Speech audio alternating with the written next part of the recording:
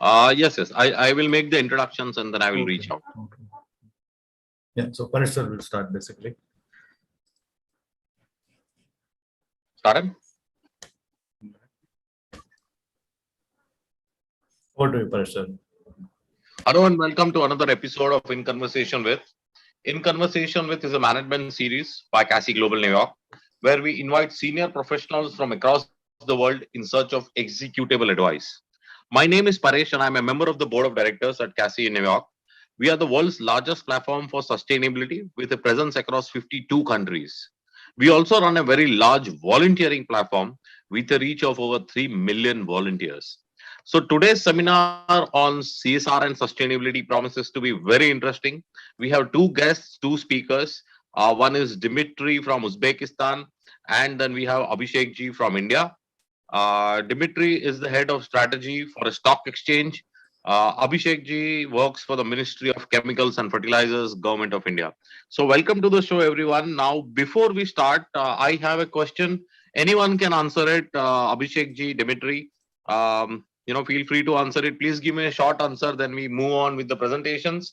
My question is: all this talks about sustainability, CSR, ESG, right from the United Nations to the private sector. Both of you represent a part of the government. A stock exchange is almost an extended part of the government. Abhishek ji, you work for the government. So you cannot really speak freely about climate change, saying we should do this change. So how does your organization work? When it is a part of the government, how does your organization work? Is there a lot of restrictions? How does it happen to be in your hot seat? Anyone? So yes,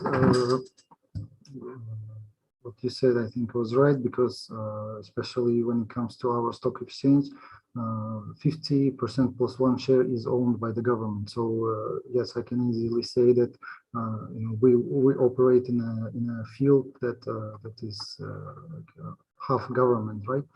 And recently, actually, it was I think about 2 weeks ago. We have held the presidential elections, and the Mr.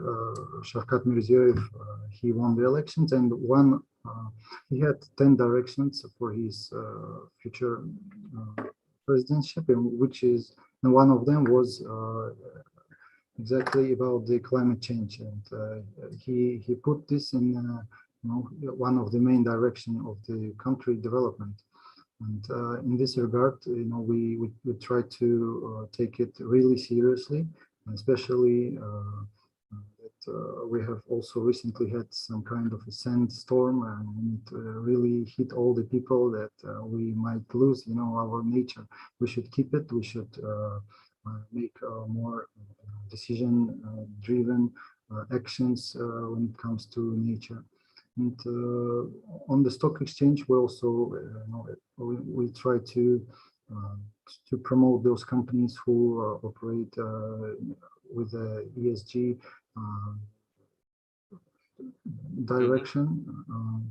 So yes, I cannot say that we are doing real big things in this regard, but we are trying to reach it. We are doing all of what we can do to reach the sustainability, to keep the climate from bad changes. Good to understand that the young country like Uzbekistan is taking ESG seriously, particularly because you are in the center of Asia. Yes, it's always reassuring to understand these views. Abhishek ji, do you have a comment on the government angle? Yeah, basically, we operate in a world which lives under the framework of nation states. So any action has to be aligned to the national interests, and national interests are we are in a competitive environment where nation states are competing not just on one issue, but overall for the prosperity of its citizens. The metrics of prosperity is basically per capita income and GDP. So everything is aligned to achieve that. the government means means business in this respect, and of course we need it sustainably, like the growth should be sustainable. So our perspective is this, and we work under this framework. Thank you for your opinion, Abhishek ji. Can we move on to the presentation for the day? Dimitri's presentation for the day. Sure. Yes, I'd like to start my speech from expressing gratitude to the organizers of this great event. I really appreciate your initiative and your strive towards sustainability, and it's a pleasure for me to speak in front of you all today. My name is Dmitry Nedachin. I work at the Republican Stock Exchange, Tashkent, Uzbekistan, and it's the only stock exchange here in Uzbekistan. I'm not going to stop on the general activities of the exchange, as we are having a little bit different form of event today. And I'll try to be quick and to tell you about the activities that the stock exchange is working on to promote sustainability and ESG among the local companies. Can you move to the next slide, please? Sir, we request you to be a bit loud, please. Oh, sure, Thank you. sure. Thank you. Yes. Can you move on to the next slide? Thank you. One of the missions of the Republican Stock Exchange in terms of the ESG is to develop a comprehensive strategy to determine how the exchange, in collaboration with investors, issuers, regulators, policymakers, and other relevant organizations, can enhance performance on ESG issues and encourage sustainable investment, including the financing of the United Nations Sustainable Development Goals. And to achieve this mission, we carry out an integrated program of conducting evidence-based policy analysis, facilitate a network and forum for multi-stakeholder consensus building, and provide technical assistance. Climate change poses both risks and opportunities to financial markets as a whole, and stock exchanges have the opportunity to prepare for these changes by creating more resiliency in their markets.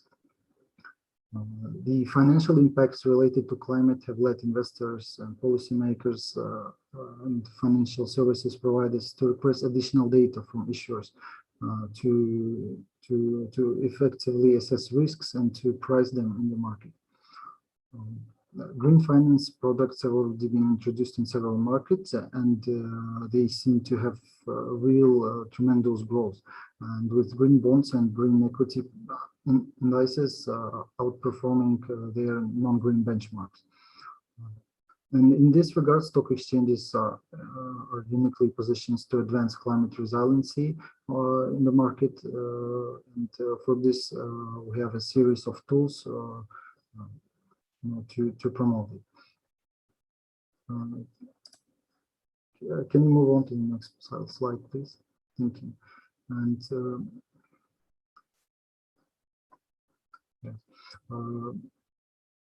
as I said already, stock exchanges have an important opportunity to prepare the market for the growing demand for climate-related information in a kind of a systematic and globally consistent manner, as is being demanded by investors and the finance sector as a whole. On the Republican Stock Exchange, Tashkent, where we try to find particular value in helping our issuers in attracting capital from international and domestic investors by promoting and enhancing climate-related disclosures. As investors and providers of finance increase integration and consideration for climate risks, and many commit to align their portfolios with net zero emissions, it's essential that companies seeking their capital through markets are clear in providing the climate-related information. And we strive to make it possible for issuers to meet the demands of such investors by promoting consistent and comparable reporting practices. In this manner, we also help ensure climate resiliency of the capital market system to ensure stability, transparency, and long-term growth. Can you move to the next slide, please? Thank you. ESG disclosure. In terms of enabling the ESG disclosure, we work closely with the Sustainable Stock Exchange Initiative to provide the issuers with technical assistance, consensus building, network, raising awareness, research, and collaboration. I'll just give a short understanding what the SSE initiative is. It's a United Nations partnership program organized by the UN Global Compact along with several other entities. As a part of its work with the financial community, in 2004, the UN Global Compact initiated a meeting at UN headquarters in New York with a number of global stock exchanges. And this initial dialogue led to a joint statement by the Global Compact and 10 exchanges who expressed a commitment to explore further collaboration. Then in 2008, the principles of responsible investments were collaborated on while the two meetings at the same UN headquarters in Geneva. The collaboration was between the investors, financial information providers, stock exchanges, and public policy officials. Their main goal was to promote responsible investment in emerging markets and examine the corresponding policy context. Can we move on, please? Thank you. Gender equality, it's a top priority of both the international and local Uzbekistan sustainability agenda. Businesses are improving their practices, developing public-private partnerships, and investing resources to achieve gender equality and long-term financial value. While it's increasingly recognizing that advancing gender equality through business operation and value chains means better talent, higher productivity, more customers, and stronger bottom line, progress still remains slow. To achieve this UN SDG, the private sector needs to continue to advance at a fast pace, and the Republican Stock Exchange Tashkent, as the stock exchange, is uniquely positioned to influence the market in a way few other actors can. We build on this position by connecting with companies, investors, policymakers to support sustainable development in capital markets.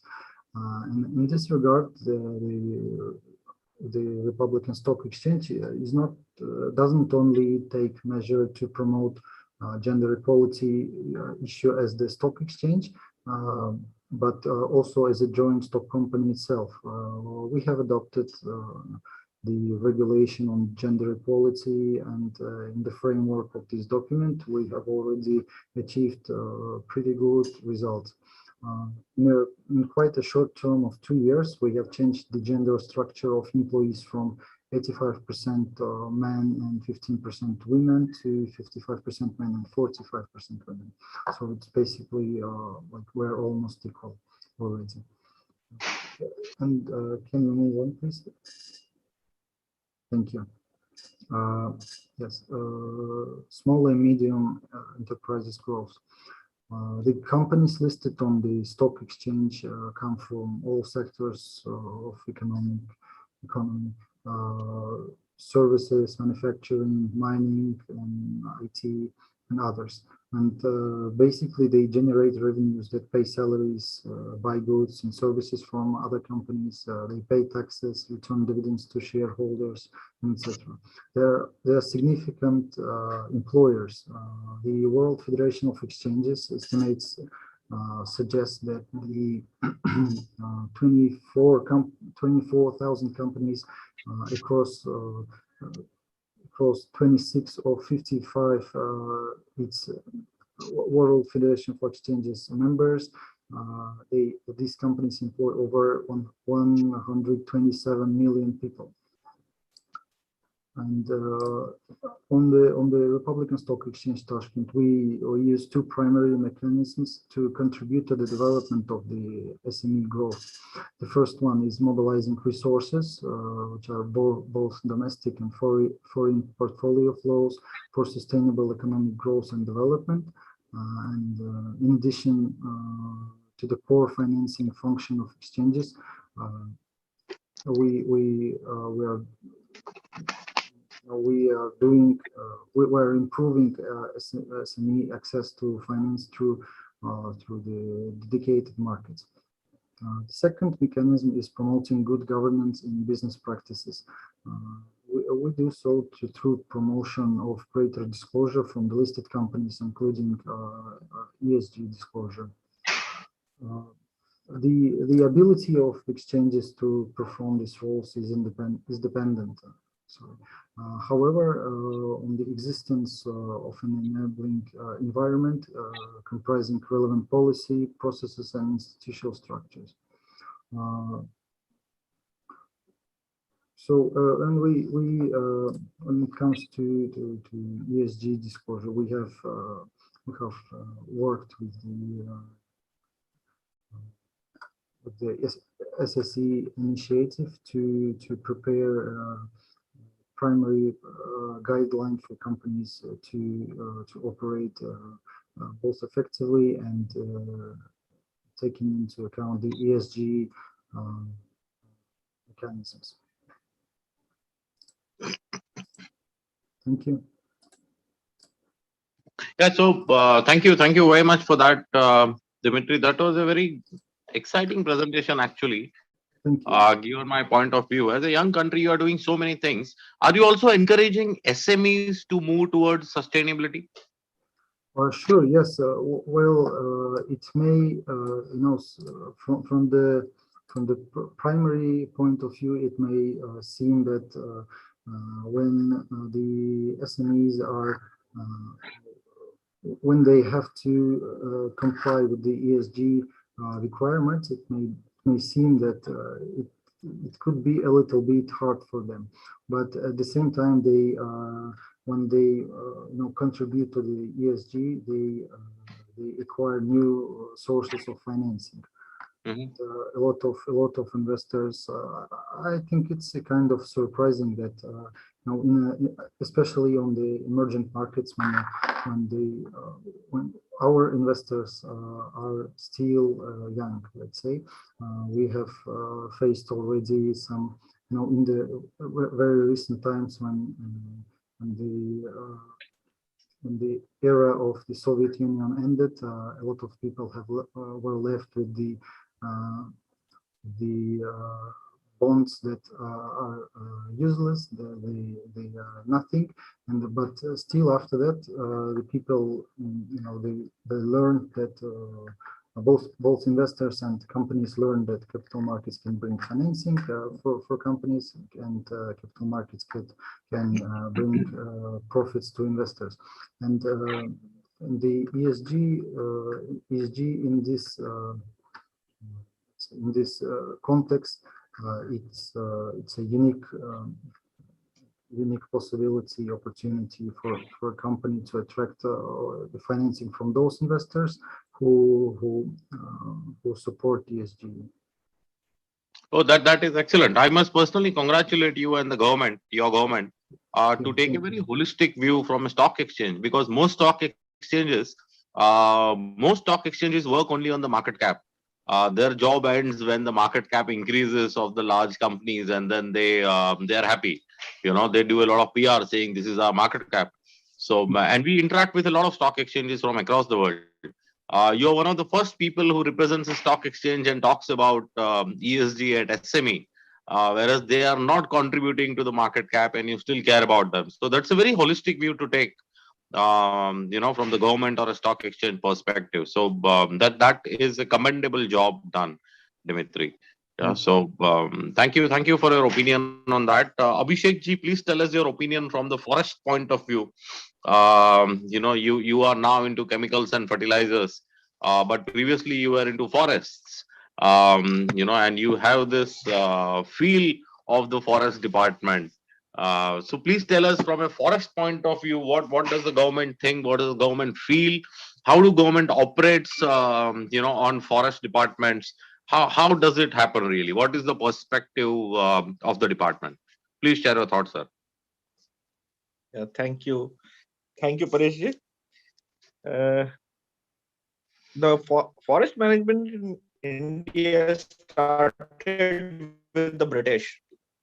Like in the legal framework that we know, it started with the British.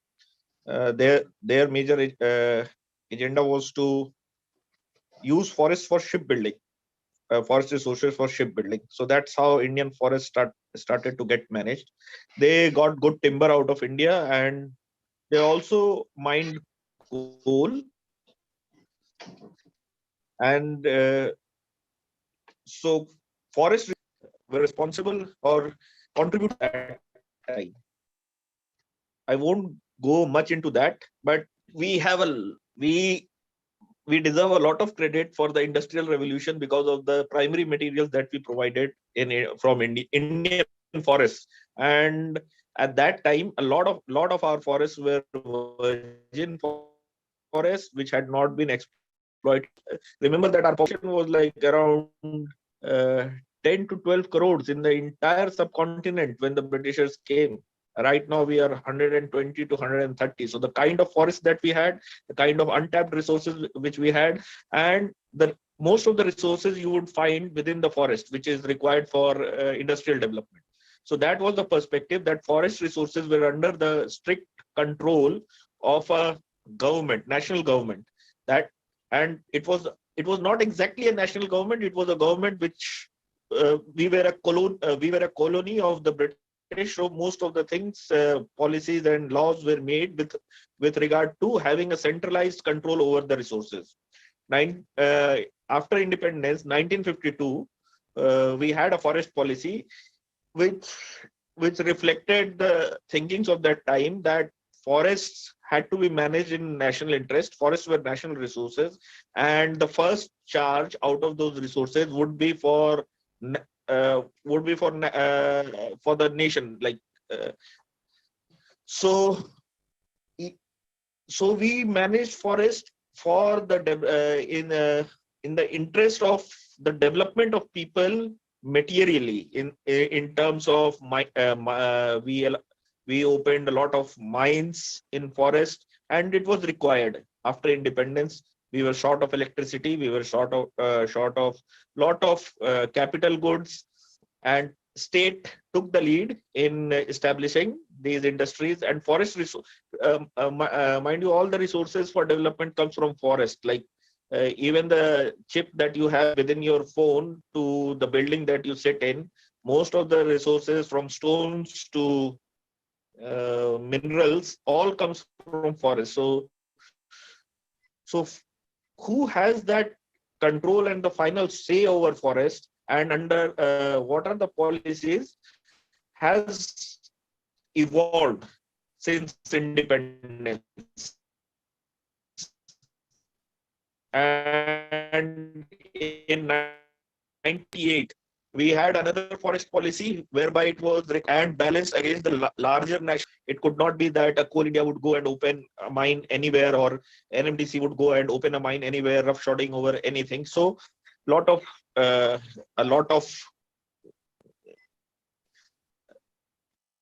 of checks and balances were built into the system.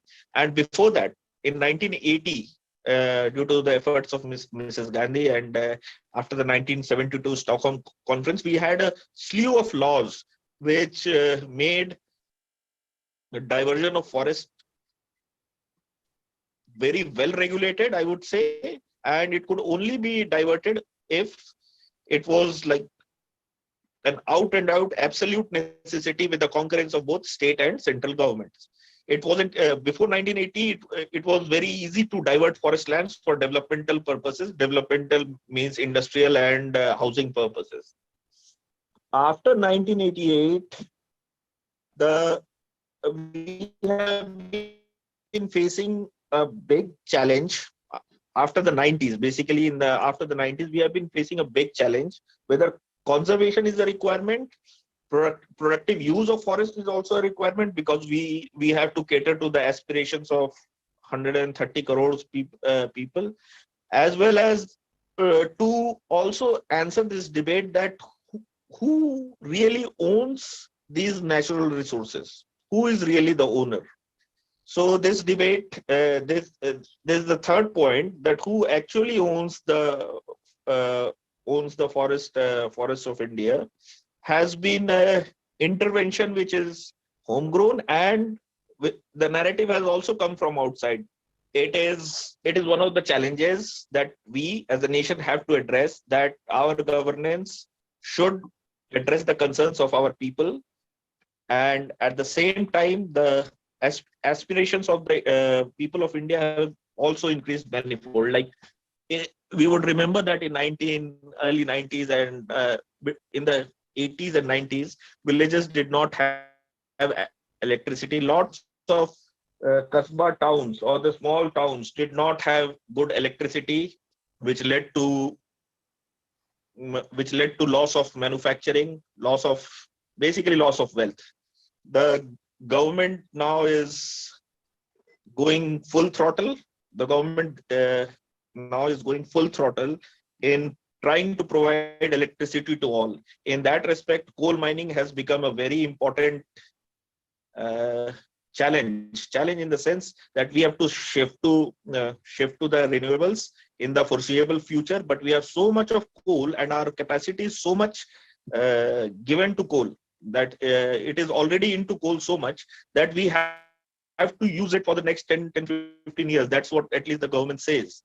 So in that respect, my working in the forest department has always had this moral dilemma, or the quintessential question of the dharma. What is the dharma?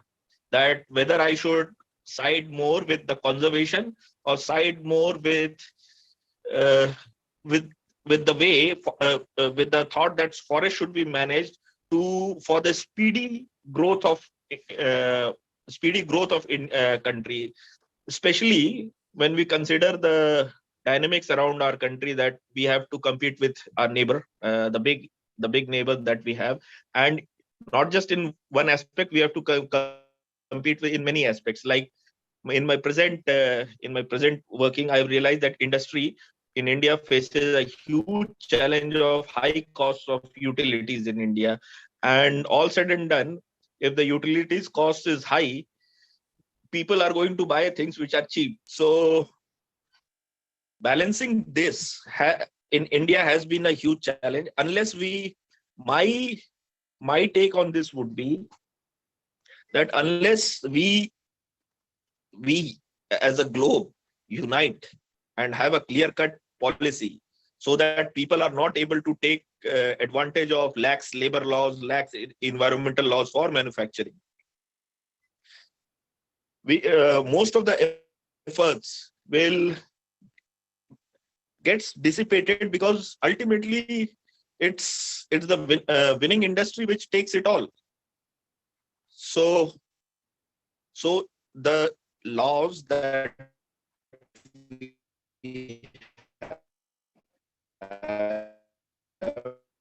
or the may be stringent, may not be stringent, but which haven't seen development in last 10, 20 years, last 500, 600 years, is a real challenge. And that is the challenge which the forest and conservation industry faces, that to address the aspirations of our people.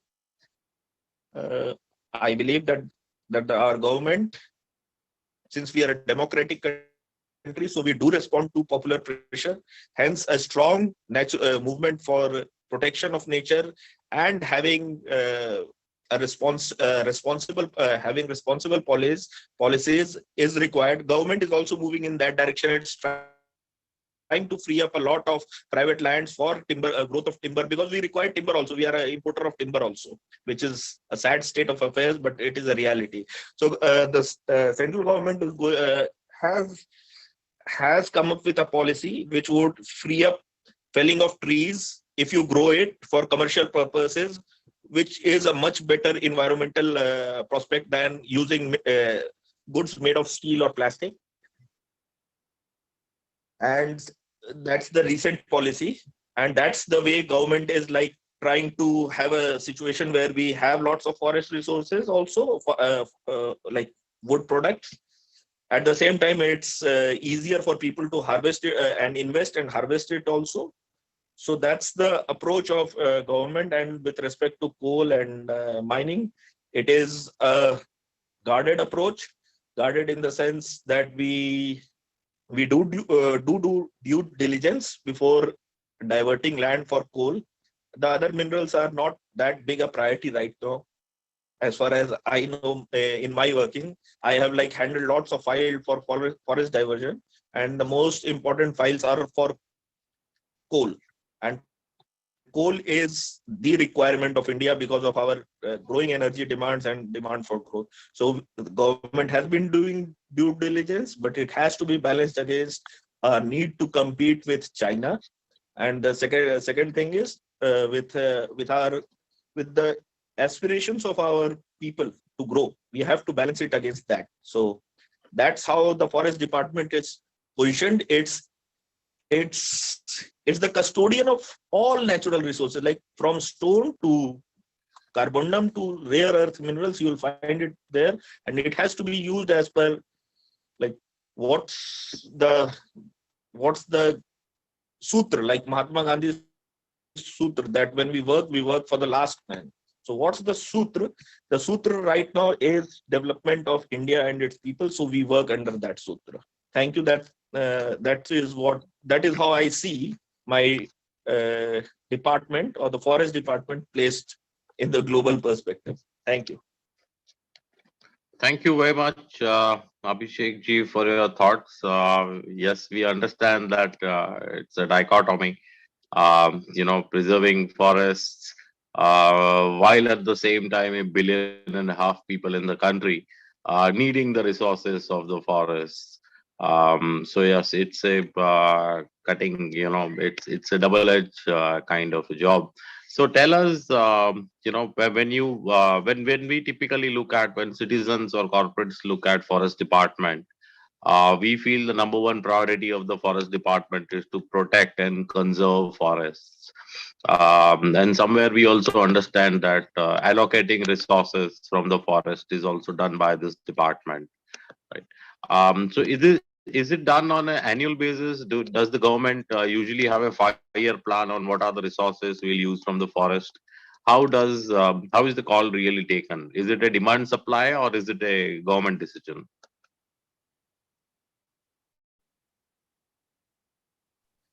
So that's a very interesting question, and a very good question. Like in my after 2014, the government auctioned all the coal blocks. So in that sense, government came up with a clear-cut plan for next 10, 20, 30 years of how energy sector would move. Everything is within forest. So once a coal block is allocated, the forest clearance starts after that. So even if an industry gets a coal block, it is required to get forest clearance, and it's not assured. So the plan is there, but the forest department is not a part of industrial plan. It's a independent regulatory agency.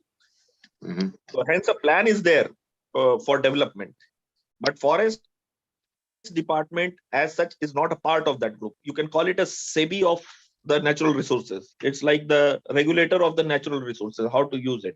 But then I would also like to say that forest department must be brought in. That's my opinion, that we are the Indian Forest Services. We are not just the forest services. So our decisions have to be in the interest of the country. And for that, allocation of resources has to be done in a manner which benefits the most, and which is the most optimal decisions. Our loyalty does not lie to the forests. Our loyalty lies to the people of India. So that has to be there. Like, our loyalty as forests are for the people of India. We are not there for the department. The department is for the people. So that's how I see it, and that's how it should be. I think the training that's imparted to the forest officials is pretty good, and it needs to be augmented in that sense that we understand that we are Indian Forest Service, means we are taking decisions in national interest and not just in the interest of a department, or have a very narrow view, because the government has a plan for long term, and we have to be aligned with that and help the government to achieve those targets quickly. That's my personal opinion about how things are right now. Thank you. Government Thank you has a very plan. much for that. I understand that was a delicate question and you gave a befitting, delicate answer. So thank you, Abhijit ji, for that. With that, we come to the end of today's session. We have a couple of minutes for questions. Hayden, you have a question, please. Yeah, quick one. Dimitri, very interesting presentation on the initiatives of the stock exchange. But I'm of the view that the banking sector and the capital markets have to kind of work in concert to ensure that sustainable development is sort of pursued and emphasized by the business sector. So I was wondering within your particular country whether there is collaboration with the banking sector, between the banking sector and the exchange to sort of push that agenda. Yes, thank you for the question. Well, we, as the stock exchange, we have actually very few points of interaction with the banks, and it's it's basically because the government up to the last year, after the previous year, they were lobbying the banking sector and the capital markets, and especially the stock exchange was not their priority. And in this manner, the banking sector, or it has gone really far from the stock exchange. And it has developed much more in the same period of time than us, but it was up to the previous year, because last year, like a couple of really, let's say, strong presidential decisions were approved, and it was all directed at the development of the capital market and the development of the stock exchange, and a lot of state assets are to be prioritized in the next 2 years, and the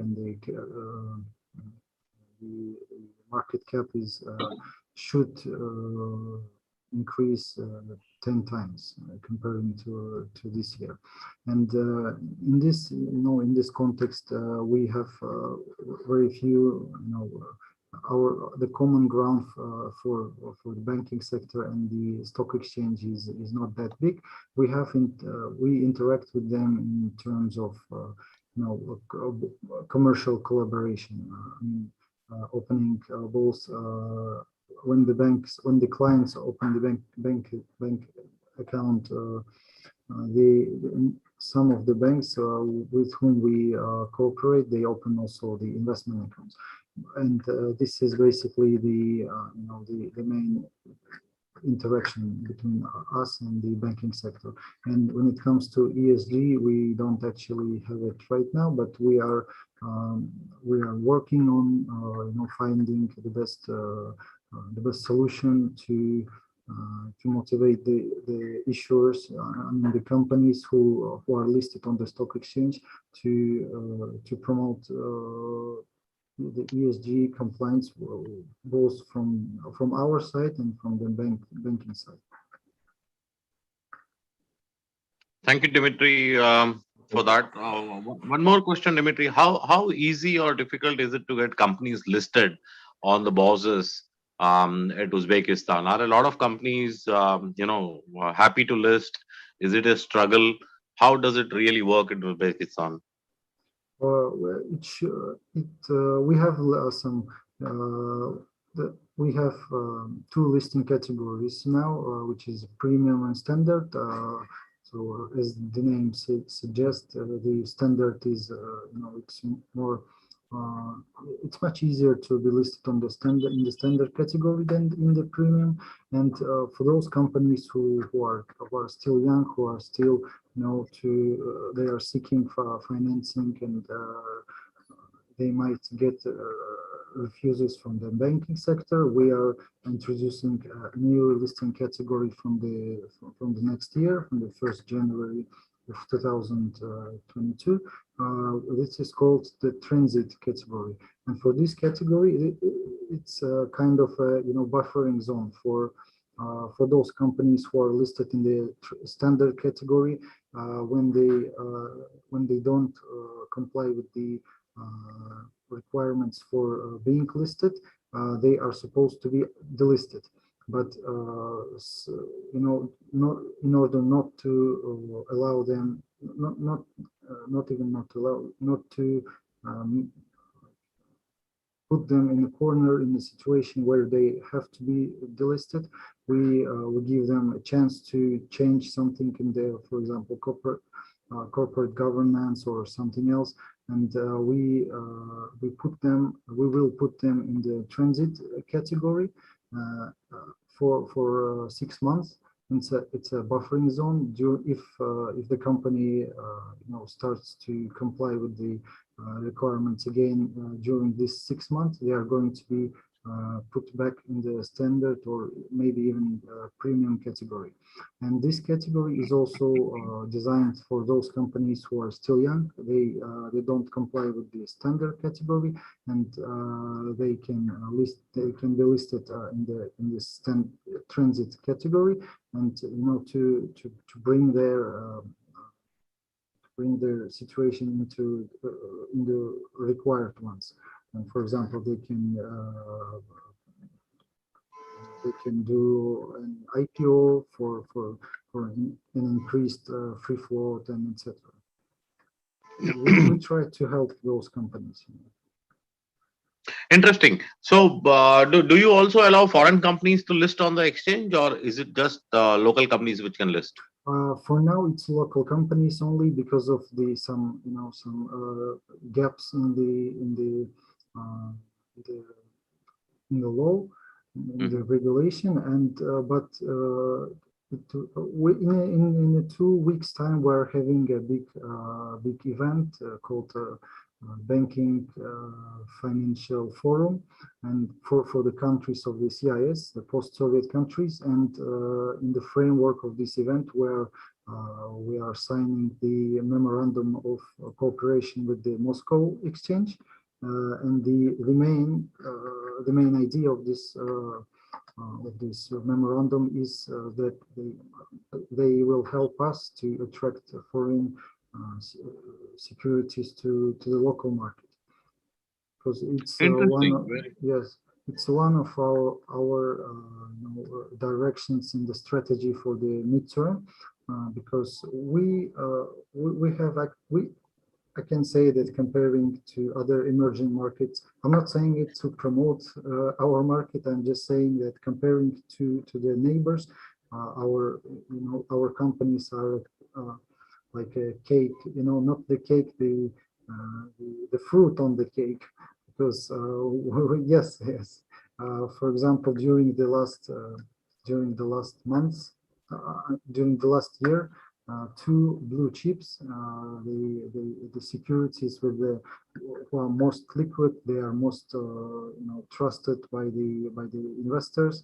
The prices went for one company, for one stock, for 500%, and in a 2 years period, another company stock it went up for 1000%. And I'm not talking about like small companies that are startups or some